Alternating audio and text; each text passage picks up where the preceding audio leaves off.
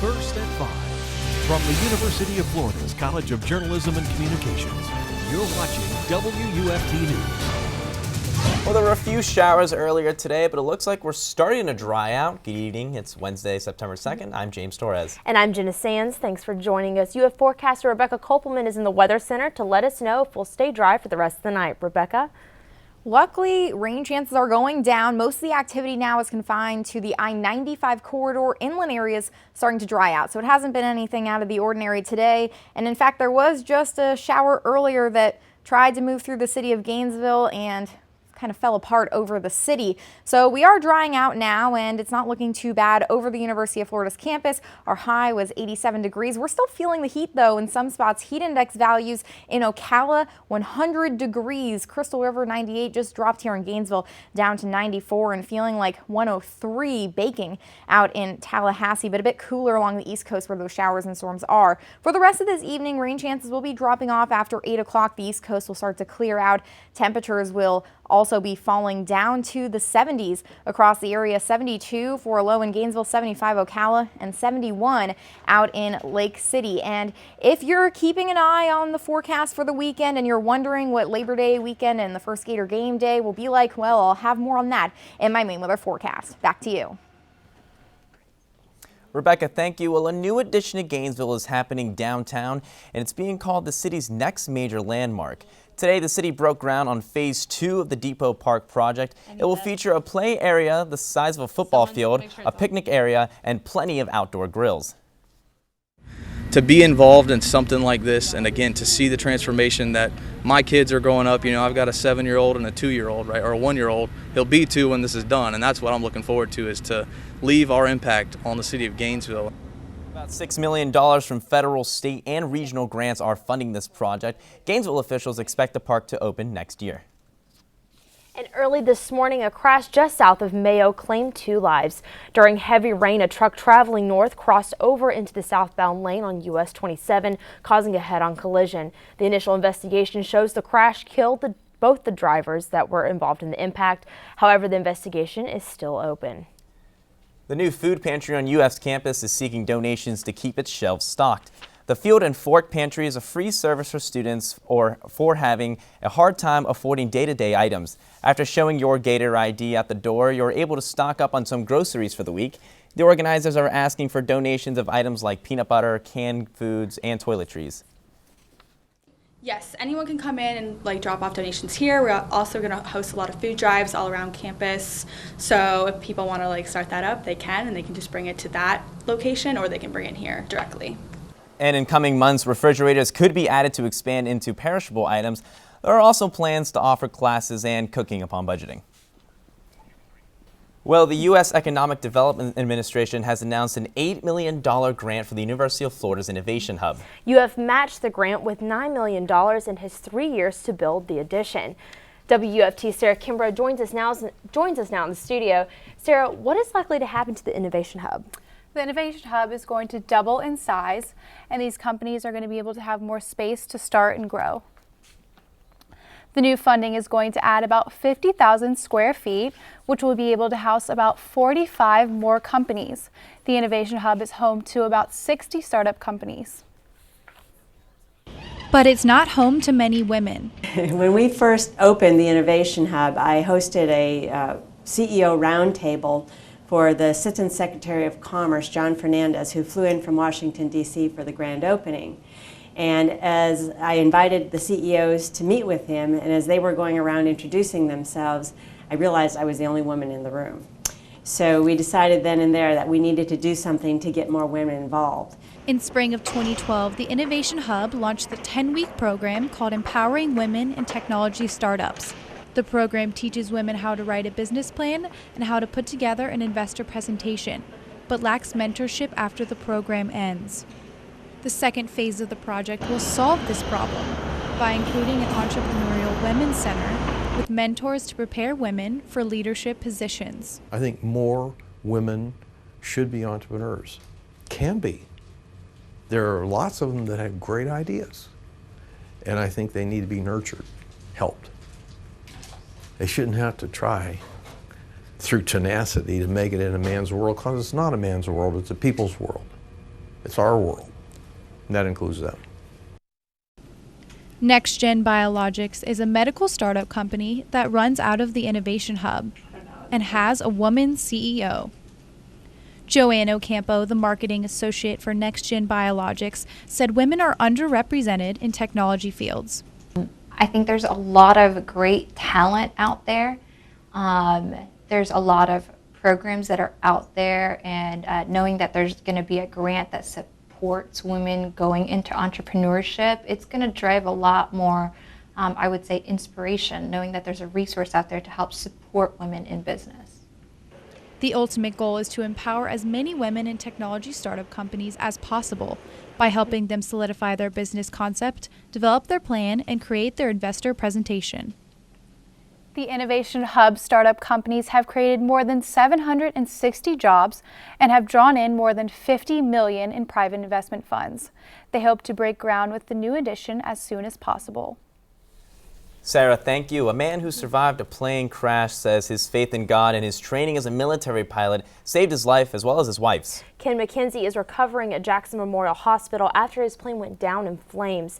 But he's not going to let what happened stop him from doing what he loves, flying. Willard Shepard reports. The event itself was fairly traumatic, as you'd expect, but it's great to be here. The folks here at the hospital are doing a great job.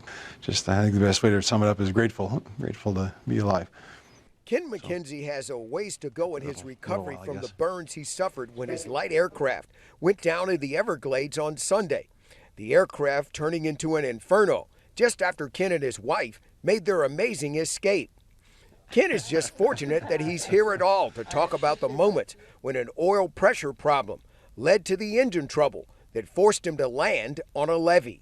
It happened really quickly. Most accidents you talk about, it's called spatial disorientation, where time slows down, and this didn't slow down. It was really fast. It was surprising. I didn't expect the aircraft to catch fire. And so when the aircraft, when we came to a stop, the aircraft was surrounded in flames. It was really, really warm. The Canadian Air Force trained him, and his time in commercial aviation also came into play when facing the emergency with his wife in the seat next to him. Well, the nice thing about training is that it should be so good you don't think. And one of the thoughts that crossed my mind at the time was with the time I'd spent in the Air Force. His wife says their faith also kept them calm. I guess when you know what your future is, it's not scary. I know our whole family has the same faith. We're Christians. We believe in God. Immediately the first thing that comes to my mind is hero. Extremely well. I think he's doing extremely well, all things considered. Having moments like this happen in your life tends to bring your life into perspective. Such an inspiring story. Well, something just as inspiring and a little closer to home. A wounded veteran is hitting the road with a plan to help other vets. Exactly 9 years ago, Pinellas Park resident Michael Delancey almost died when a sniper shot him in Iraq. Delancey is now paralyzed from the waist down and has traveled across the country and the world, inspiring other veterans who are coping with the challenges of being injured. Guys like me, when you get injured, you can either go one way or the other. Either you could sit in the corner and sulk be sorry for yourself, or you can get out and find a good sport that you like and makes you want to wake up and do something every morning. Delancey is helping build a Wounded Warriors Abilities Ranch where veterans will be able to relax and play adaptive sports. And in Riviera Beach, authorities had a hard time trying to remove a man's body from an air vent. A gas station owner says his employee found a burglar dead in the store's air vent Tuesday morning. According to a city spokeswoman, the man tried to break into the gas station in Riviera Beach while it was closed. The man then got stuck trying to break through a vent on the roof of the building, and the owner says his employee saw the man's legs dangling from the vent and called 911. Police have not yet identified him. This morning's launch of the Atlas V rocket made for some spectacular views in the Florida sky and a huge buzz on social media. The rocket launched at 6:18 a.m. this morning from Cape Canaveral, and it's carrying a communications satellite for the U.S. Navy. Videos and photos of the rocket quickly flooded Twitter and Facebook. The rocket launch was caught on video by early risers as far south as Deerfield, Florida, many of whom were caught off guard by the rocket's bright trail in the sky. The communications satellite carried into space by the rocket is part of a new system designed to provide secure 3G cellular technology to the military. Well, WUFT News First at 5 is just getting started. Coming up, the Vice President came to Florida today, and we'll have more on what he was going to say coming up. Plus, a new pizza restaurant in Gainesville will let you watch your food as it's being made. That story and more in our consumer segment up next. And I'll have the first look at the Gator game day forecast and your holiday weekend. Stay with us. Welcome back. With the Vice President in the state today, it seems he may be testing the waters for a presidential run. That's right, and as Steve Handelsman reports, with Clinton's popularity falling and Joe Biden and Bernie Sanders rising, we may soon have a competitive race for the Democratic nomination. It looks to some like he's testing the waters. Vice President Joe Biden in Florida for a campaign-style swing, talking to students, maybe to himself. And people who aren't willing to risk failing never succeed. Biden ran for president in 1988 and in 08 and talked about a run this year, till May when he lost his son. But Beau Biden had asked his dad to run again, and Hillary Clinton's campaign is in trouble. Hurt by the email controversy, pressured by Bernie Sanders, Clinton is down to 49% support nationally. Biden's got 14, and a decision to make about Hillary. They're very good friends. They have been for a long while. I don't know if Joe Biden has the stomach to launch a campaign based on attacking Hillary Clinton. The woman running on the Republican side, Carly Fiorina, polling fourth now in New Hampshire, learned she's included in the next GOP debate. Many in Fiorina's party would rather not face Joe Biden in the fall. He has this personal narrative. It's the fact he lost his son. I think he has the likability factor where he's able to connect with voters. This is something that Hillary Clinton lacks. Biden backers are pressuring him to run. 2016. I'm riding with Biden. I'm definitely riding with Biden. But insiders say the Veep is not definite about what he wants to do. I'm Steve Handelsman, NBC News, Washington. And in Illinois, agents admit they have little to go on as they continue their search for 3 suspects in the murder of a police officer in a village just north of Chicago. Today, the manhunt is expanded, and already more than 400 local, state, and federal officers have helped in the search. They're hampered by the vague description from the lieutenant's initial radio call, 2 white men and 1 black, and because it happened in an area of abandoned business and surrounding fields. Our consumer news starts with a national pizza chain makeover now reaching Gainesville. Domino's is revamping stores around the theme of Pizza Theater. Rafael Perez has been checking out the work at the franchise on Archer Road. Yeah, it's actually really cool. Besides just showcasing how these pizzas are made, it's actually supposed to be a trendy place to visit. When I toured the Archer Road location this morning, owner Freddie Wiebe made it clear the Pizza Theater concept was designed with millennials in mind. If you break it down to Gainesville, we're about 70% millennials. Between all the students and the population outside the campus, that's a lot of millennials. From having USB outlets by every seat to having the fastest Wi-Fi in Gainesville, Wiebe said he wanted to help make this location a place where people can come in and hang out. There's even a community room where people can book for studying or for parties. But if you're not in the mood for human interaction that day, don't worry. Instead of your typical drive-through, you can order with your digital device and pick up within 10 seconds your order.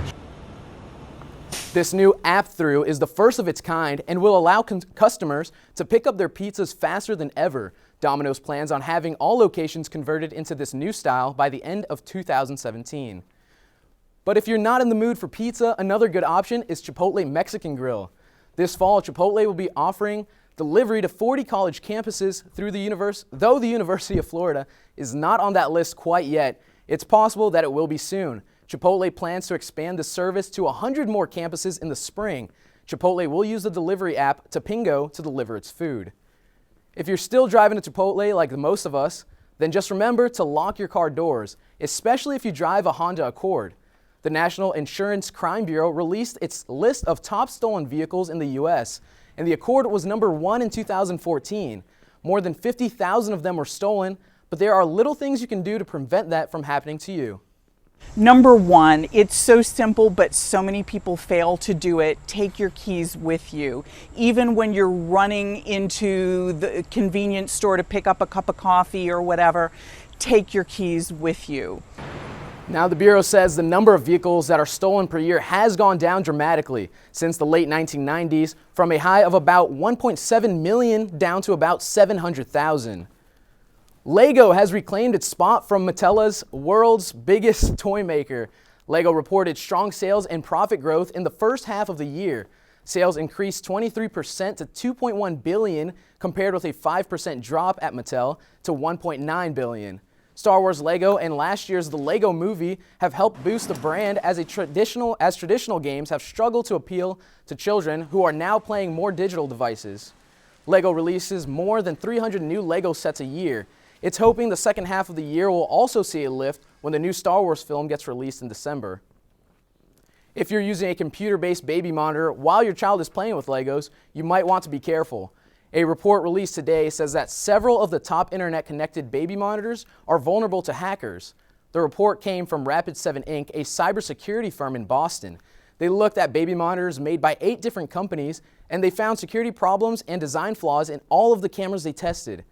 A hacked internet connection-based baby monitor could provide access to other Wi-Fi enabled devices in a home, including security systems.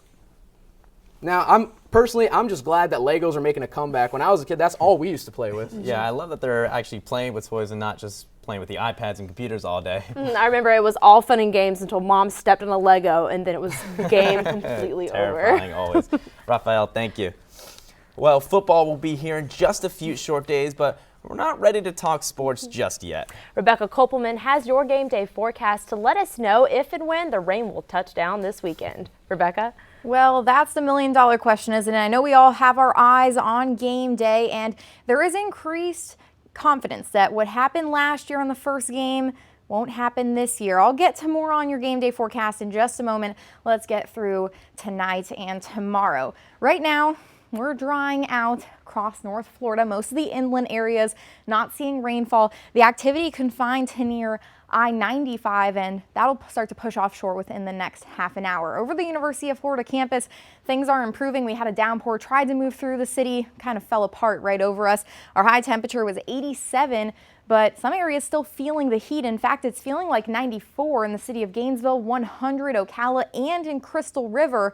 Otherwise, along the East Coast, well, it's a little bit cooler in St. Augustine and Jacksonville, near 85, feeling like it in St. Augustine, 91 in Jacksonville because of that rainfall. Rain chances will be dropping off after about 7, 8 o'clock this evening. Temperatures falling down into the low 70s across North Florida. Now, we've been tracking the remnants of Tropical Storm Erica, and most of the activity has been brief the past couple of days, and it's going to start to push offshore. So that's going to pull all of the tropical moisture along with it, but will leave rain chances increased along the East Coast over the next couple of days. That'll remain for tomorrow as well. There could be a few early morning showers along the Nature Coast, and most of the activity will actually hold off till about 3, 4 o'clock in the afternoon.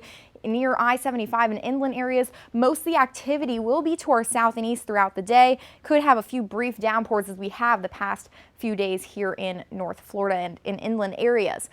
Because of the later arriving rainfall, well, we'll be feeling the heat. So heat index values could be close to 100 by noon, possibly triple digits, 104 Cedar Key, 100 Gainesville by 2 o'clock. And that could be maintained for several hours before those showers and storms try and help cool us off. But as I mentioned, they will be brief. Now, as we head towards the holiday weekend, well, we're still expecting typical Florida weather, so I can't get rid of the showers and storms completely or that heat. Rain chances, though, are lower. Coverage is going to be lower as we have some drier air moving in, but the end time for Saturday does get close to kickoff. We're going to continue to keep an eye on this forecast. There could be storms very close to kickoff, but we are increasing our confidence that they will be west of the area by kickoff time on Saturday. Rain chances will also remain low through the rest of your holiday weekend for Labor Day. The reason why is some drier air, that deeper tropical moisture starting to fade away. We'll still have increased chances on Friday, but check out the drier air moving in on Saturday. That means lower coverage to showers and storms through your holiday weekend. So your 6-day forecast looking like this. Elevated rain chances going into Friday, then they drop down Saturday through Monday. Jenna and James, back to you. Rebecca, thank you. Well, the Gators open the season this Saturday, but college football begins tomorrow. Our sports anchor Jonathan Perez joins us with more. James, Jenna, that's right. There are some SEC teams who will be starting their seasons tomorrow. When we come back, I'll have a preview of those games, and I'll tell you what Jeff Collins said about this Florida defense. Stay with us. Sports is next.